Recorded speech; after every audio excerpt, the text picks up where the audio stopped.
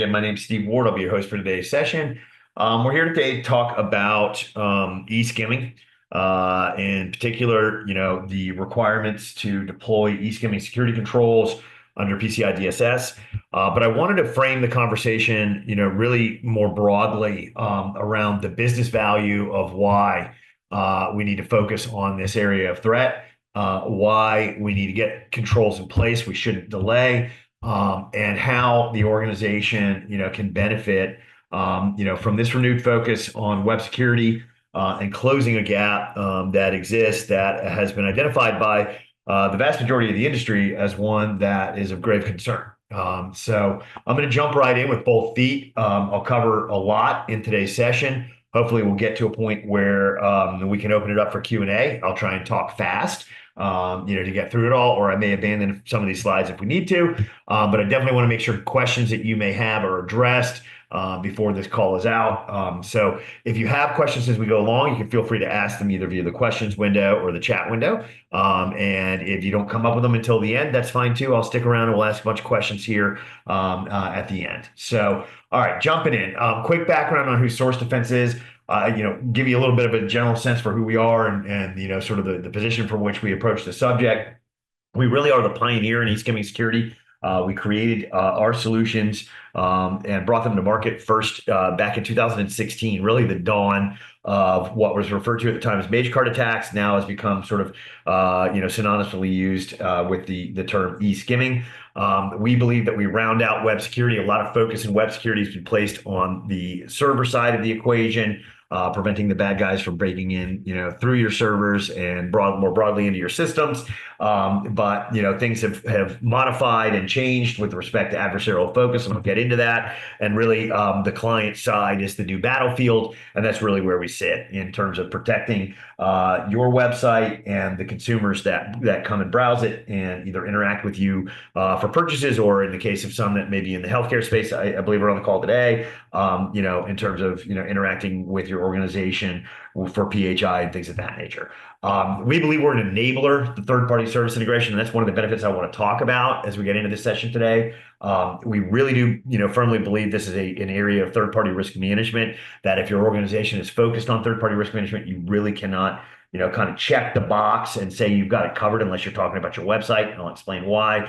And really, if you're focused on zero trust, or if you're in a governmental organization where, SBOM is something, or work with government and SBOM is something you need to focus on, there's some benefits to what we provide across both those lines as well.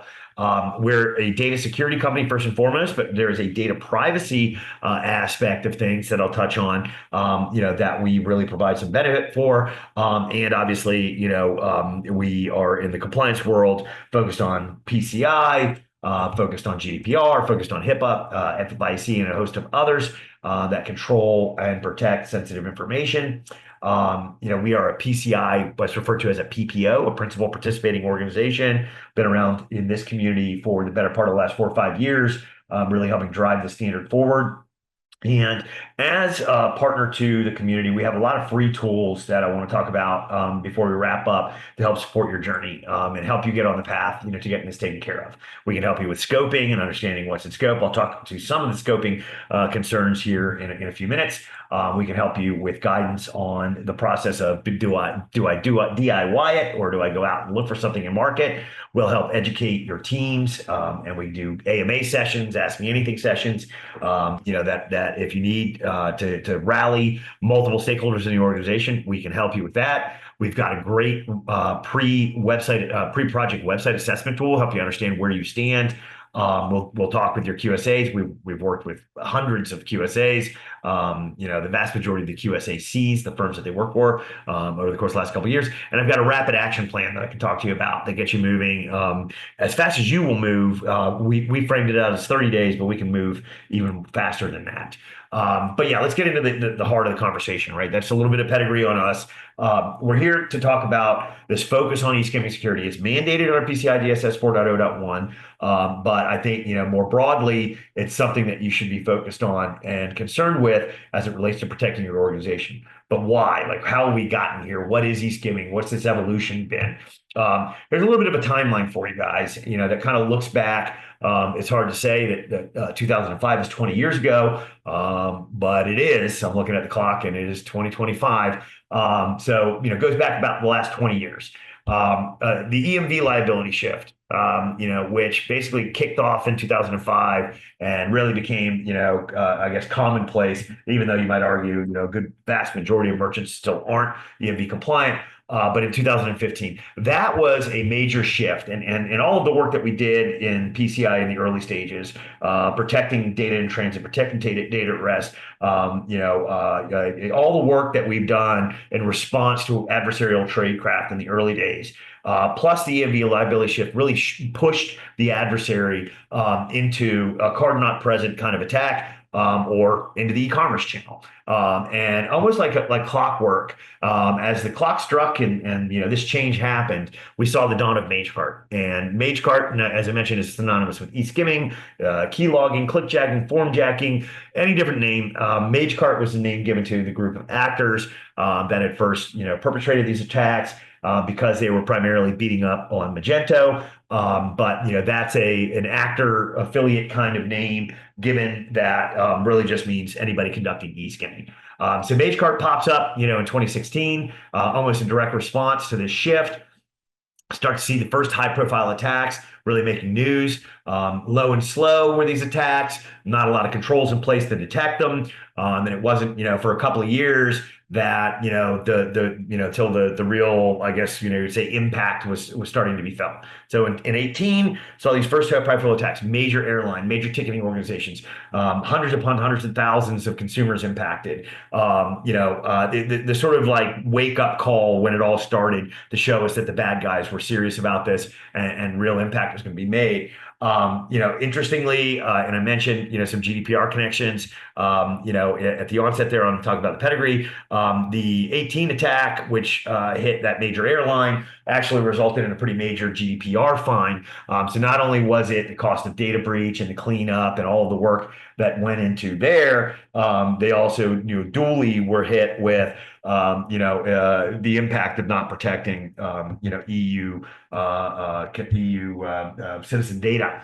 So one of the biggest GDPR fines left there. We saw kind of like an exponential shift in a number of things right in 2020. So these attacks continued for a couple of years. 2020, this big shift, right? In a lot of ways good, in a lot of ways bad, right? In that time frame, as we all might remember. Hard to say, that was almost 5 years ago at this point in time, but the world got shook up on its axis, and we had the pandemic. Interestingly, that is when a major shift in the way people conduct, consumerism happened, and this massive, uplift in terms of focus on the e-commerce channel happened, and everybody went online. And I would argue they haven't really gone back, in terms of the way they buy and purchase. The bad guys that were conducting major attacks at the time kind of turned to ransomware and to other forms of supply chain attack, and that's where a lot of the headlines in cyber got driven. It's where a lot of the focus has been, really remain for the last 5 years. But as the shift to online shopping occurred, and more on the e-commerce side, these bad guys, the MageCart guys, the eSkimming guys, whatever, started having a field day, and they shifted to one-to-one attacks, to more like small merchant attacks, or one-to-many.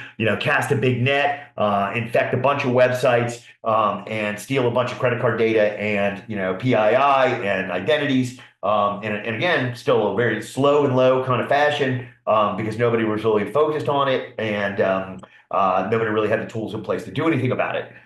In 2022, the card associations recognized, this is a big enough issue, and the trend towards fraud is happening in such a way, and this is where the attacks are stemming from, and this is where the cards that we're finding, in the dark web are being stolen from. They introduced, PCI 4.0 with controls that focused on eSkimming. And so it's now PCI 4.0.1. But in 2022, 4.0 launches, and they say, you got to do something about this eSkimming threat, but you got 2 some odd years, before you have to put these controls in place. So you can wait until March 31st of 2025. And so you'd expect that if that was the case, it's May 8th, 2025. Why would we be having this call? Well, nobody's ever compliant 100% right out of the gates. There's some issues with respect to some things that were happened last minute that I'll talk to in this call that I think froze out people. People have been dragging their feet. People looked at this and said, do I really need to address this? Is it really impacting me? A lot of different reasons why there's been a slow pace to adoption, but we are past the point of mandatory adoption. And any of you on this call that have an AOC, an attestation of compliance, or a ROC, or report on compliance, or anything like that due in this calendar year, at this point, it is not voluntary. It's compulsory that you do something about this eSkimming threat. Interestingly, and I'll talk through some of the things that are happening in the threat landscape. We're seeing still a vast majority of cards in the dark web have been compromised in a card not present kind of environment. We're seeing a massive increase in the threat landscape or the threat surface, I guess I should say, that has resulted in these types of attacks being possible. But all the while, we're all supposed to be compliant and supposed to have this gap already plugged. It's not plugged. You're here for a reason. I'm here to help you figure out how to articulate why you need to get off the blocks and do something about it. And I'm here to answer any questions that you might have, about what to do about it.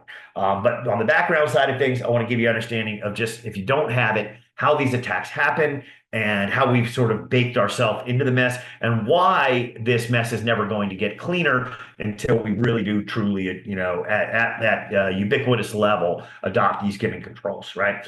It's JavaScript, okay? Basically, JavaScript is, the code that is used to basically power every website, 98% of them around the world. Definitely every e-commerce website that's in existence, has a reliance on JavaScript. The problem with JavaScript is that it basically is everything everywhere all at once. It can perform any action and behave in any way it wants on any site where it's running. There's no native controls, and there's no controls that you already have in place unless they address JavaScript and containerization and address this client-side issue that are going to be effective against eSkimming attacks. So you've got to get JavaScript under control. I mentioned Magecart, eSkimming, form jacking, credential harvesting. All of these are effectively just terms that basically indicate a compromise of the JavaScript that's running on the website, usually in the third party or the fourth party supply chain that you use, that result in adversaries being able to either change the activity and the behavior of the website or to sniff out keylog, skim, and exfiltrate data, okay? We have to have this stuff on the sites.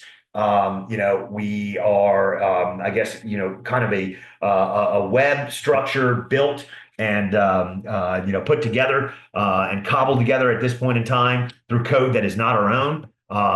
Services, as you might hear them referred to, that, are employed by third parties, are better than, homegrown solutions, everything from analytics to chatbots to video, multimedia, social integration, increasingly AI.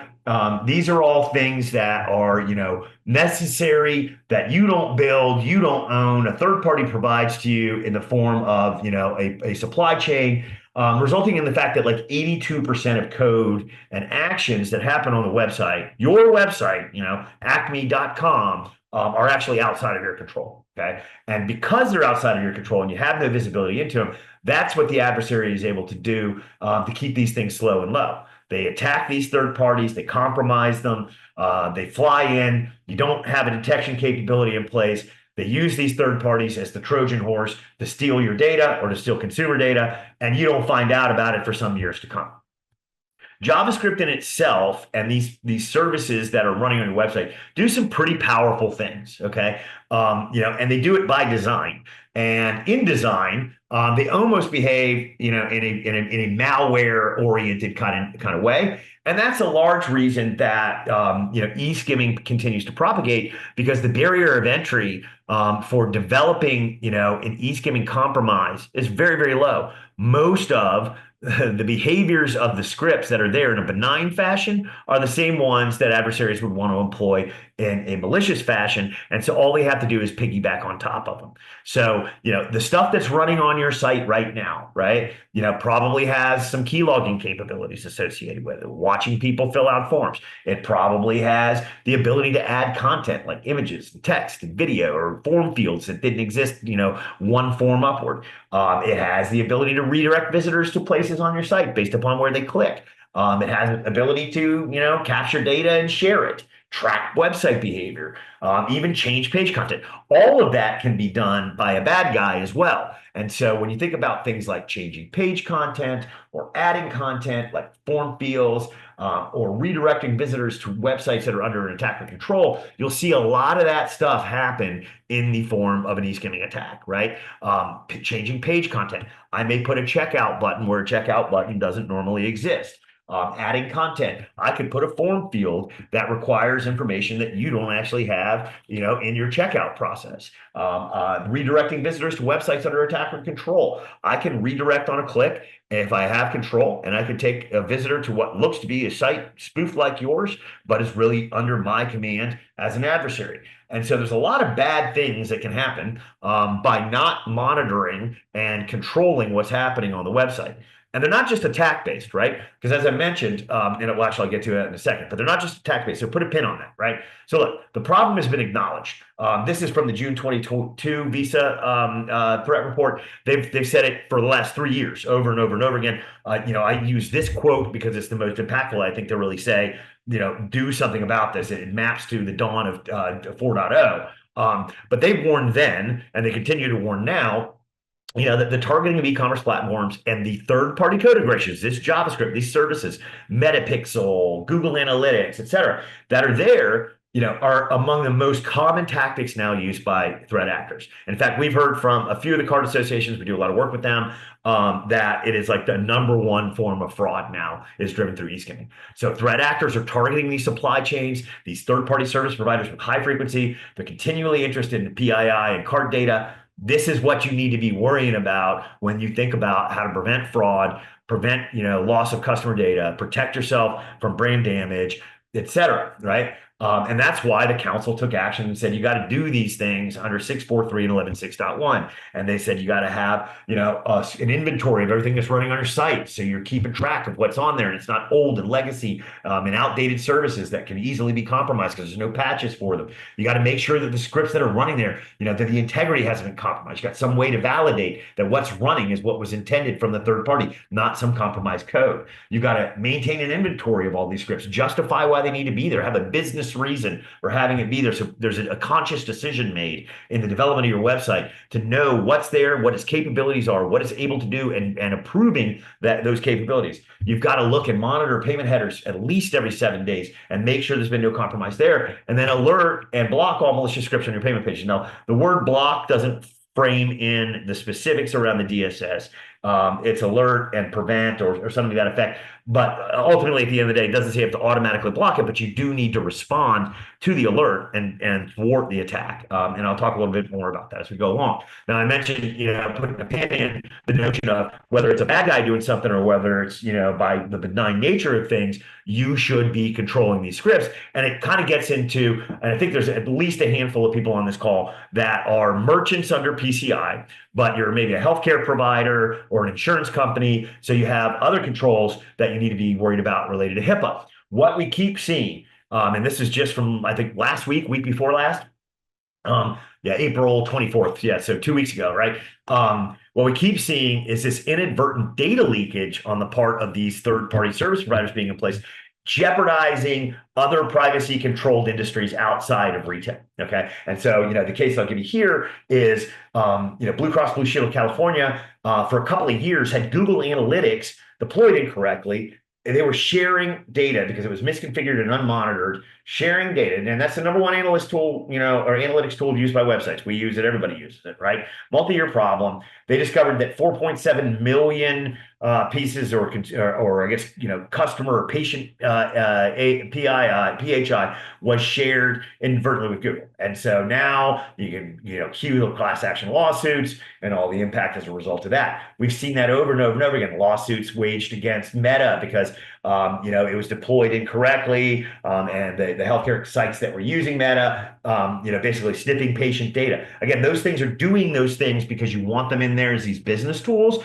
But if you don't control them and they're inadvertently sniffing data that should be privacy protected, you got a problem. So you got a risk of an adversary doing something, compromising these scripts and hitting you. And then you got a risk of your partners overreaching and you not having any control over top of it, leading to this inadvertent and, really highly impactful result. And so you can Google a bunch of stuff about that, or I can share stuff, but HIPAA has not had as many teeth behind it in terms of their guidance on the subject. but they have gone on record with an OCR memo, since 2022, basically saying that, entities that collect, that use any tracking technologies or disclose the tracking technologies vendors to PHI, you've got a problem. Regulated entities are not permitted to use tracking technologies in a manner that would result in impermissible disclosures of PHI to tracking technology vendors or any other violations of the HIPAA rules. So for those of you that are in that space, when you think about this need to do something around PCI for the, I'd say the revenue transaction side of your business, know that it also has an impact on HIPAA, and it's sort of like a two birds, one stone kind of situation. But I wanted to talk a little bit about the business value of doing something and what, you can take forward inside your organizations. If you're healthcare, I just mentioned it, right? Two birds, one stone, low cost, must do, compliance required, and helps us, across dual compliance regimes. When you talk about the merchant end of things, I wanted to kind of frame it into ways that can help you go talk to your organization about like the positives and the benefits behind something. It's not just about compliance, it's about security. And it's about, making sure that, you're doing security for the reasons you need to be doing security. Protect the organization, support revenue or protect revenue, drive and enable new technologies in this world of breakneck technological advancement. Let's talk about shopping cart abandonment. Right? So 70% of shopping carts are abandoned. Why? Okay. And this is a 2025 study, right?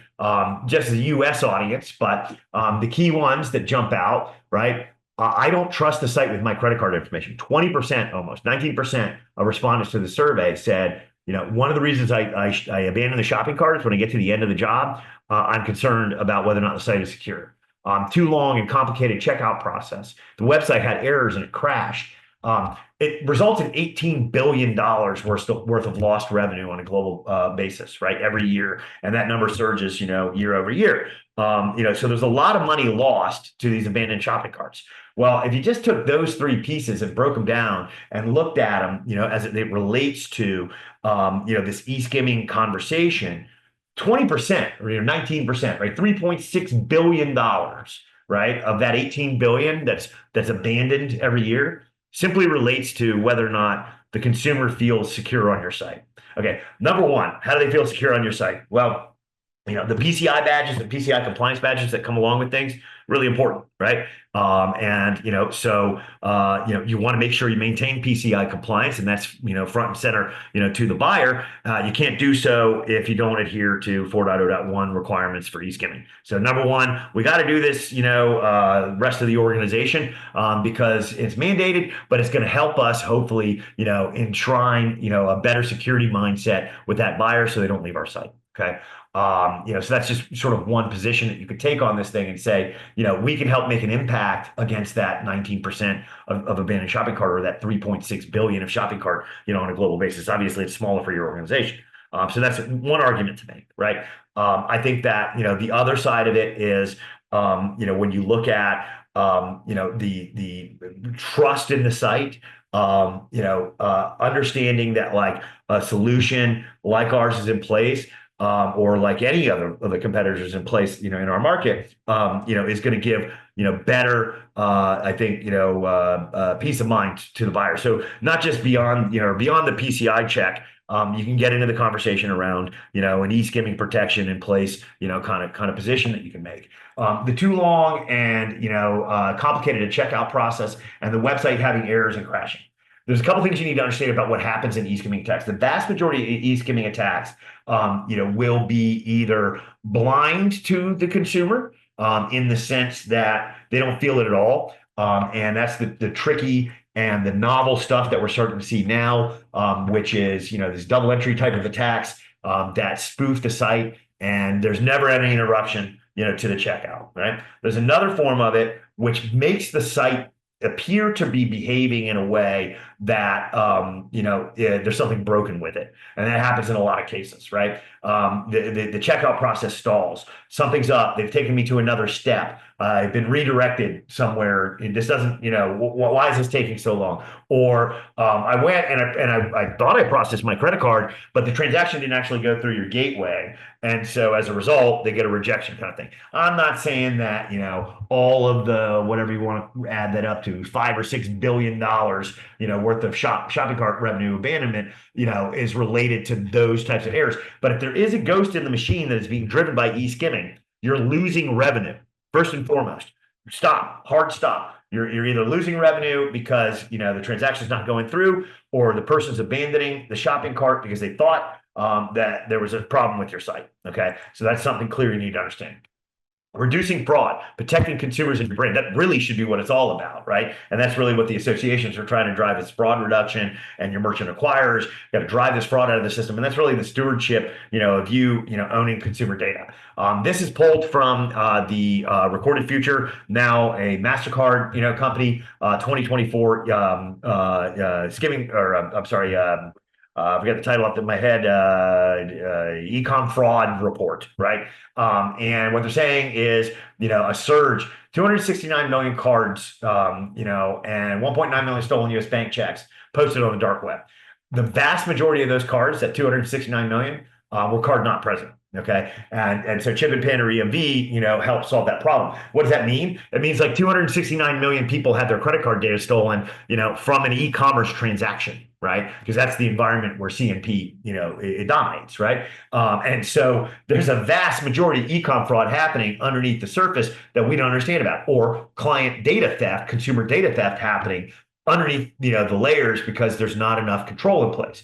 MageCard and eSkimming infections are driving that. There were 11,000 identified unique e-commerce domains impacted by eSkim infections in 2024, a 3x increase from 2023. And that's just one organization's visibility into things, right? And so that's, just looking at what was able to be detected, what was addressed in response.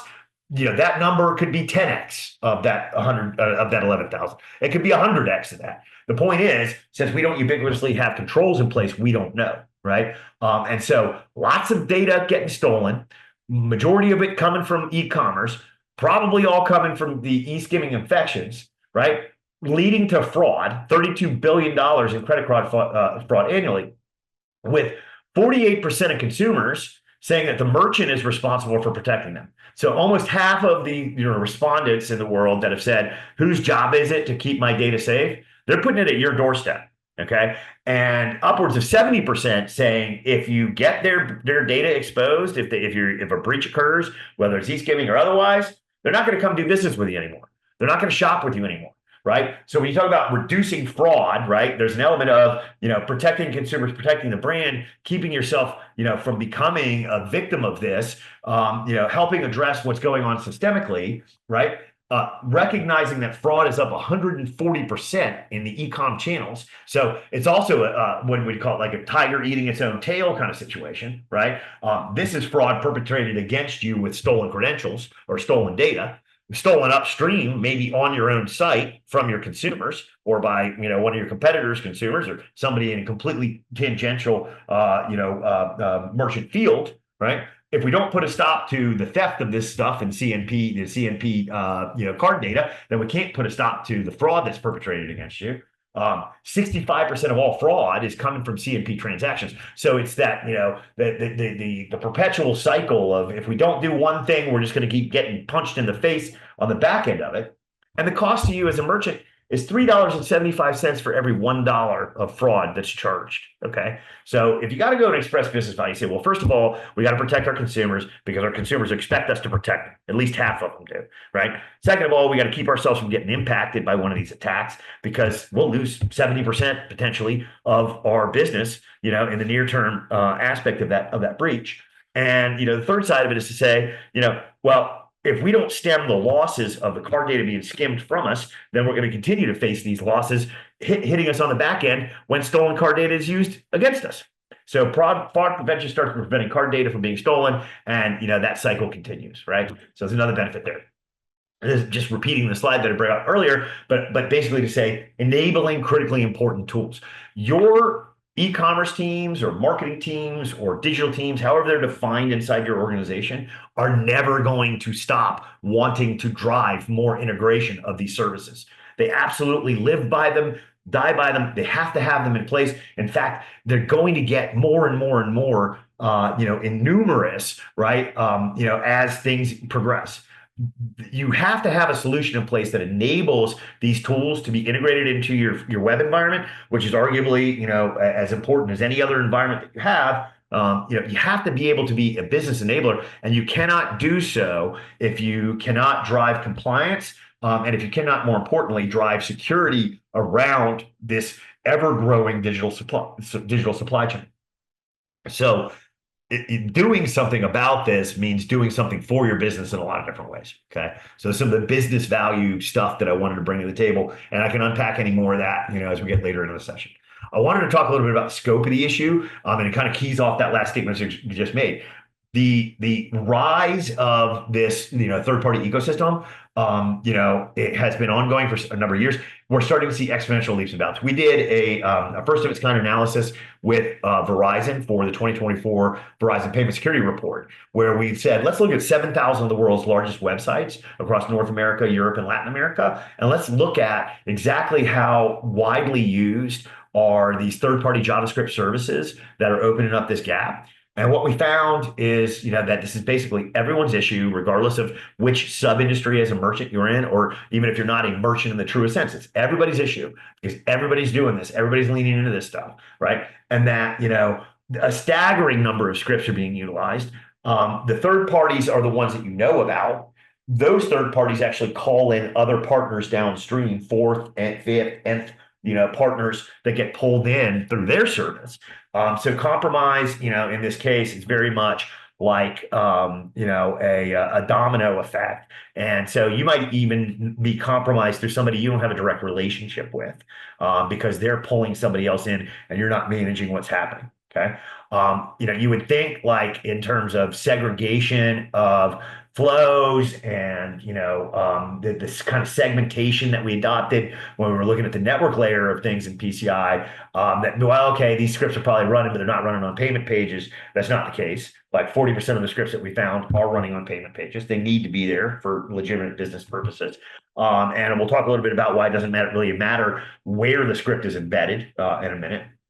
But I wanted to give you a look. We've seen a 50% increase in the number of scripts per page in the past 2 years, or since we did the data 2 years ago, I guess I should say, right? And so that's an exponential shift, and I think it's only going to grow, especially with this rapid advancement, and adoption of AI-based tools and things of that nature, right? But an average of 18 scripts per page, that means there's 18 opportunities, 18 different parties being used on these pages that represent 18 weaknesses, 18 entry levels, 18 if you guys remember the sort of HVAC vendor supply chain attack at one of my wife's favorite retailers, right? 18 opportunities for failure, 18 opportunities for significant damage. And again, back to the notion of what these things are doing in general. We saw risky action irrespective of whether or not there was compromise. Data transfer, accessing PII, actually accessing card data, accessing credentials. All this stuff's happening even without an attack happening.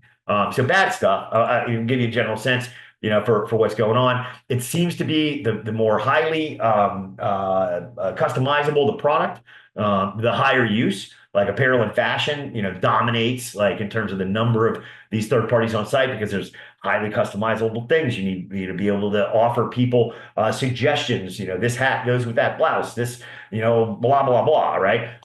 Same thing with technology, food and beverage, and we really also saw wherever there was lower initial customer conversion, abandoned shopping carts, there was a higher use of third parties. And that's an interesting thing to note, because back to the notion of shopping cart abandonment and how eSkimming plays into that, and how you can reduce shopping cart abandonment by having better security. One of the things that happens when you have shopping cart abandonment is you want tools in place to go chase somebody around the internet and keep your brand in front of them and get them to come back and actually complete the checkout. So back to the enablement thing, you need these tools. These tools create problems, but we got to solve the problem so that we can use these tools, because we need these tools.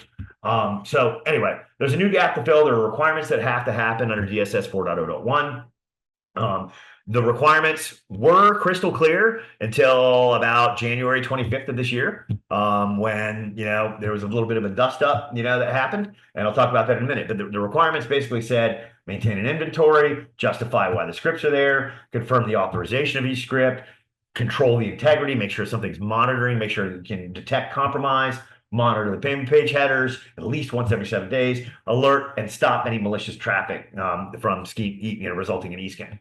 But then January 30th, the PCI Council, like right at the last minute, against that March 31st deadline, decided to make a change to what they refer to as the SAC-A eligibility criteria. SAC-A, self-assessment questionnaire, version A eligibility. And so they made this announcement, in spite of a lot of pushback and feedback, from well-known and, well-informed industry sources, that they were going to change SAC-A. And they said, effective April 1st, right after the deadline, that we're changing what their criteria are to report on SAC-A as it relates to the eSkimming problem. Now, we were on the EGTF. It was called the E-commerce Guidance Task Force. We were there front and center. This was meant to be a change to help lessen the impact on level 4 merchants. But I think it kicked up a lot of dust because there's a lot more people that use SAC-A than just level 4. Like level 1s actually use SAC-A. You may use SAC-A, I don't know.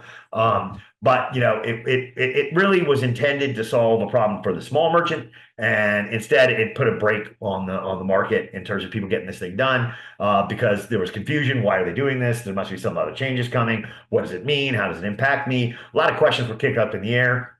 They added new language, and then, they had to modify that language because of all those questions, and they did so, and I'll talk about that here in a second. But basically, what they said is 643 and 1161, right, were removed if you're under a SAC-A, okay? So you don't have to do it, but in order to be eligible for SAC-A, you've got to confirm that your site is not susceptible to attacks from scripts that could affect the merchant's e-commerce systems. So we're gonna basically lessen the requirements, but the intent is still there. You can't have a site that can be hit by eSkimming. Well, I don't know how you can have that unless you focus on some of those requirements. I think this was more of an attempt to kind of lessen the reporting capability requirements and the management and all those types of things, but still have security in place.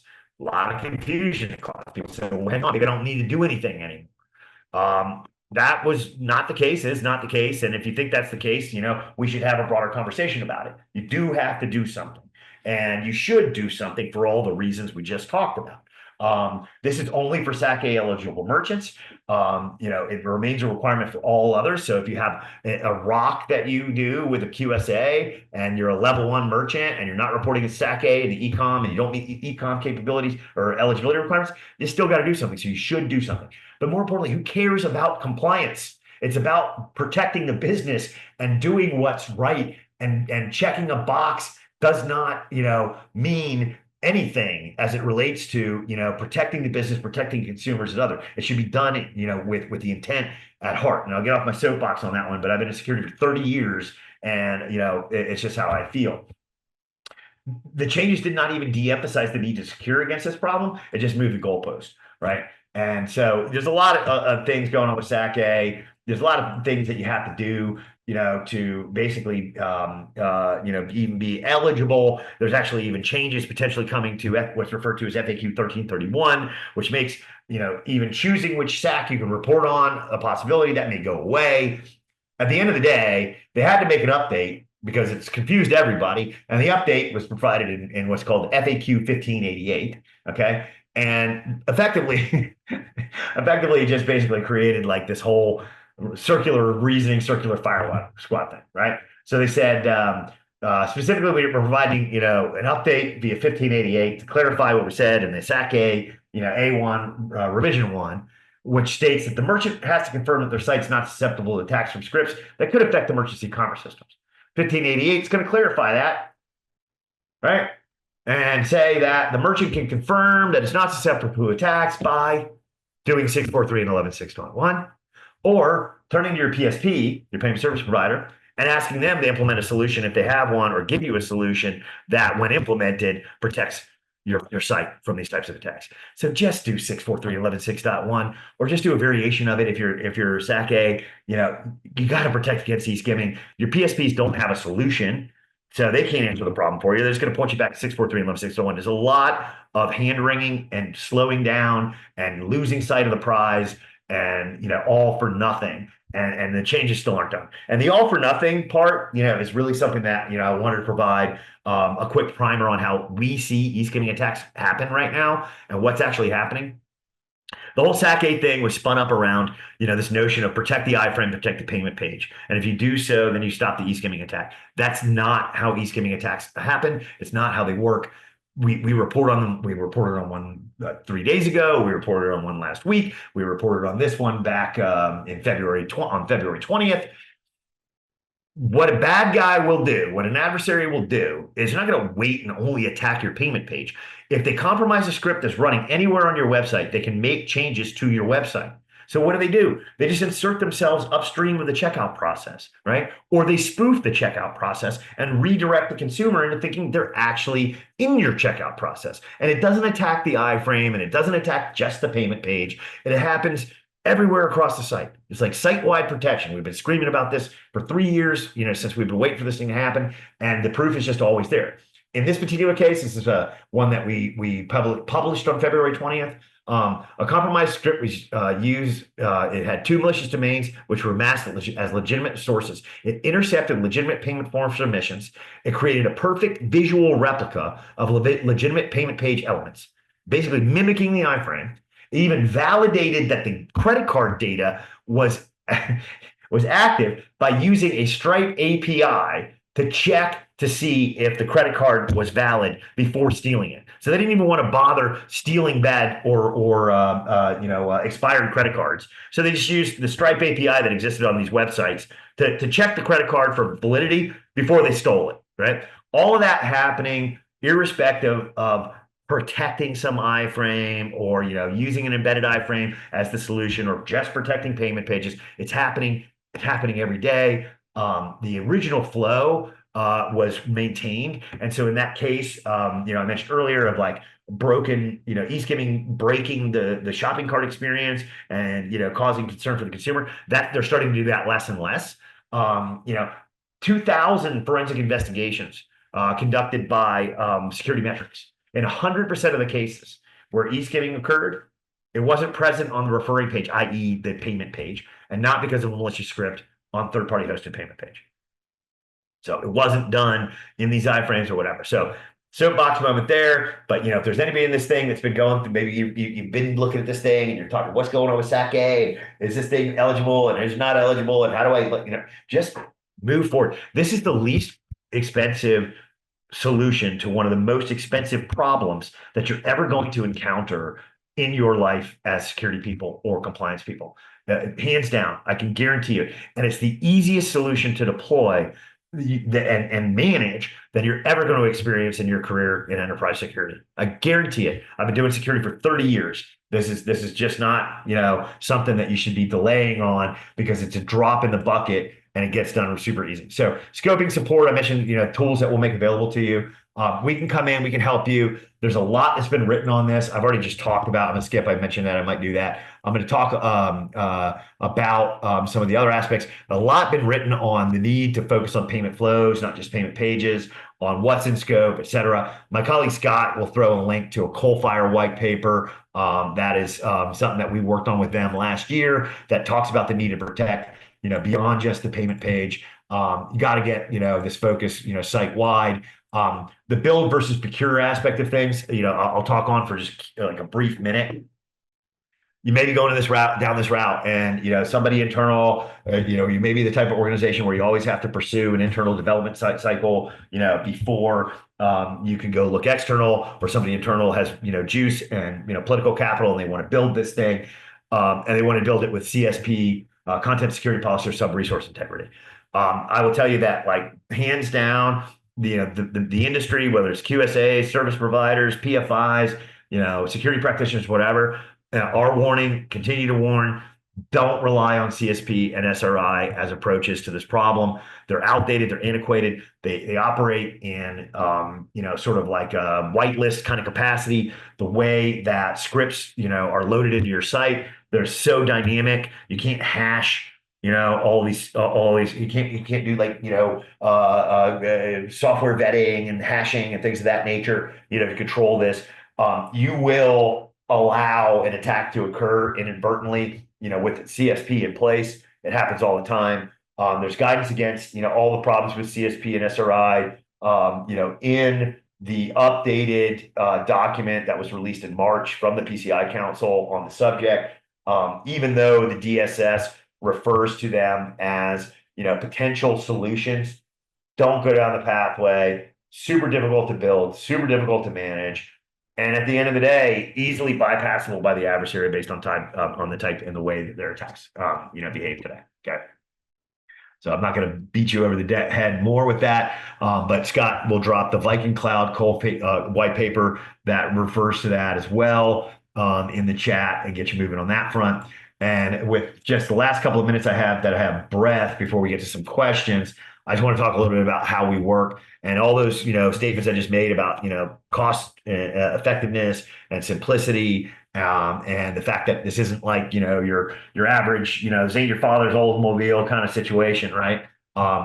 We're a solution that has a couple different approaches. We got an external detection where we'll look from the outside in, we'll alert you to problems. No deployment is necessary. We'll monitor, we'll alert you, you got to take action.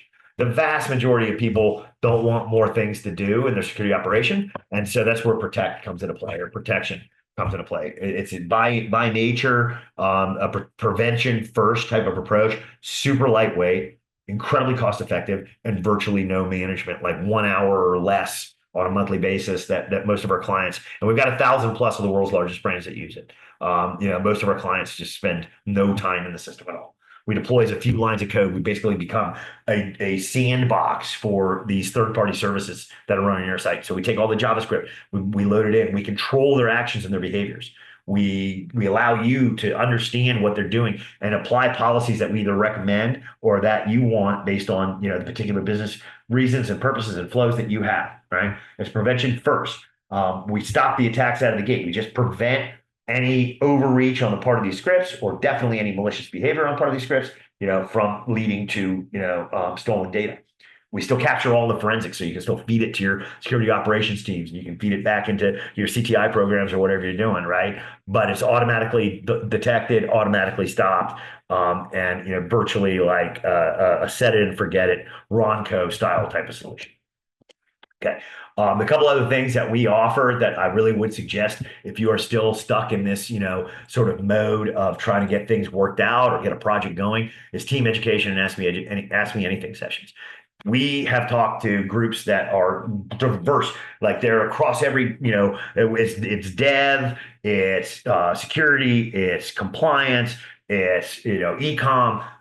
Get them all in a room, and we'll talk to you guys all, and we'll go through everything, and we'll work it all out for you. We'll help you understand the problem and help you understand some courses of action to take. And we do that for free. It's just a consultative service that we provide because we're trying to move the needle forward and stopping a problem. So if you need to ask us for that, we'll do it next week, right? Come in and educate you and do training and just help walk through problems and get you on a roadmap to moving things forward. If you don't even have a clue at this point in time what your site looks like and how many scripts you might be running and how big this problem might be and what scripts are there, all the things that you need to get, to get a handle around this, we've got a great assessment tool that you can ask us for right now. And Scott, you can, Scott's throwing stuff in here, these links as I'm talking. If you throw up the assessment tool piece, it's effectively, a free trial, right? That you can look at what's going on, but it really sets the stage for all the questions you need to get answered to be compliant and to really drive the conversation forward. And, it's a first look at like what our PCI dashboard looks like, where we basically break all of the elements of the PCI standard down and give you a nice, clean, easy way to manage it. How many scripts am I running? What are they? What are the scripts that they're calling on? What's my third, fourth, fifth party, ecosystem look like, right? So the shadow scripts, have I justified them? Does anybody even know that they're there? I gotta go. Who do I gotta go ask? Who do I gotta tell me what's going on? Am I scanning what's going on? With changes on that 7-day basis to the web headers?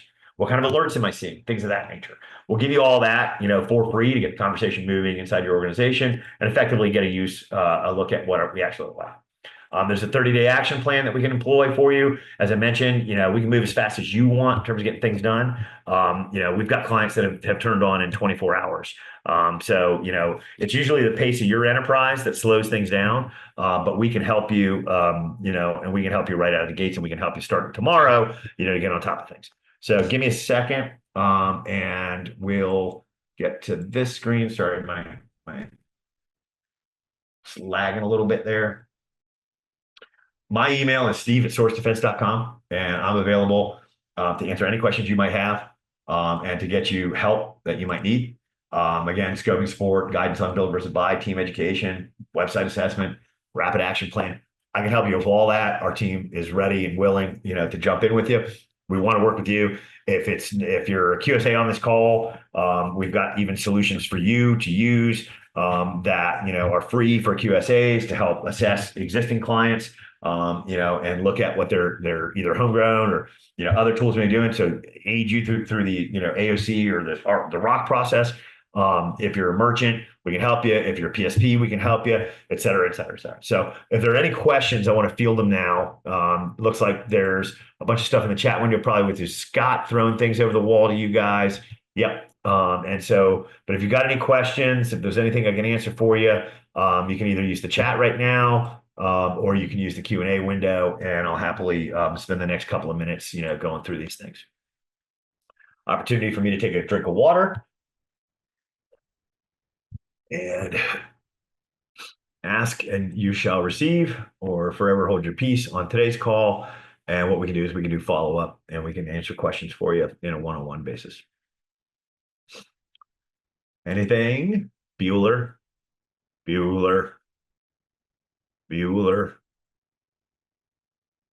What kind of economics? Voodoo economics. Okay, folks, thank you very much for your time today. Oh, hang on. Almost lost it. Oh, thank you. All right. All right. So thank you for your time today. Appreciate you. Fight the good fight. We're out here to help you do it. Get off the blocks on this one. Push your organization. Nudge them forward. Do it for the right reasons. Sell the business value. Make something happen. All right. Take care. Good day. Good night. And Auf Wiedersehen.